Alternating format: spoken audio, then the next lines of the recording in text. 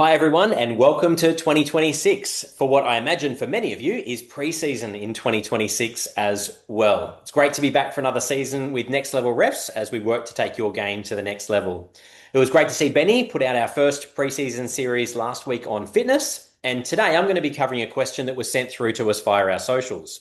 So the question we received is asking, what should I be focusing on developing in pre-season when it comes to positioning and movement? Well, first and foremost, thanks for the question. It's a great question and it's a really important one as well. Pre-season is definitely the ideal time to start building good movement habits that will carry on throughout the season. So I'm going to share my 5 key areas to focus on and a cue that follows each one.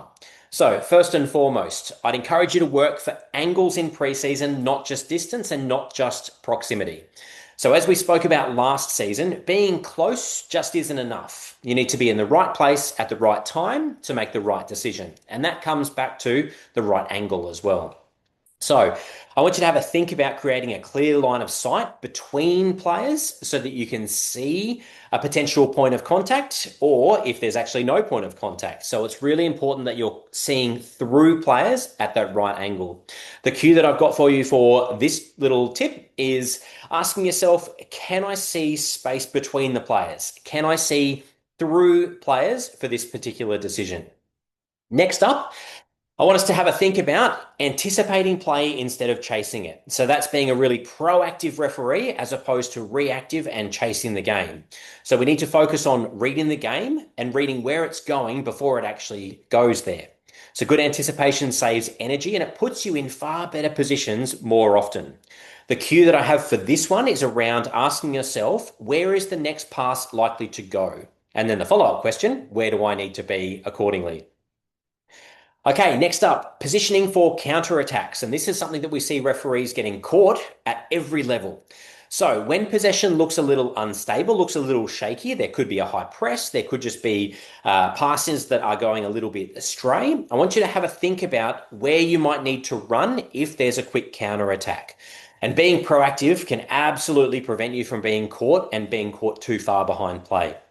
So the question I have for you to ask in this one, the cue, is to ask yourself, what happens if possession turns over right now? Yeah, where do I need to go next? Okay, the next one, I want you to have a think about staying wide versus staying central and trying to understand when and why we might move either central or wide. Because there's absolutely a place to stay central and there's a time to drift a little wide. Wide positioning can certainly help you see through players, and that's particularly important in and around the penalty area, whereas that central positioning can help if there's quick transitions. The question to ask for this one, the cue in this one, is around where do I get the best angle for the next phase? Finally, the fifth one, I want you to have a think about being close to challenges without getting in the way. So I know that's a little bit at odds with the very first point I raised, which is around going for angle first and proximity second, but it is still really important that we are close enough to sell the decision and far enough away to avoid being interfering with the play. Now, we typically talk about 10 to 15 meters from play on that 45-degree angle. That's a great kind of 101 concept. The cue that I've got, or the question that I've got for you to ask is around, can I see the challenge clearly and still move freely where I want to go? So the key takeaway from this really great question in preseason is that good positioning is all about anticipation, it's about angles, and it's about awareness, not just fitness. The really good thing is that small improvements in positioning and movement lead to really big improvements in credibility and decision making. Thanks again for an awesome question. All the best for your matches this weekend, and we look forward to seeing you take your game to the next level. Cheers.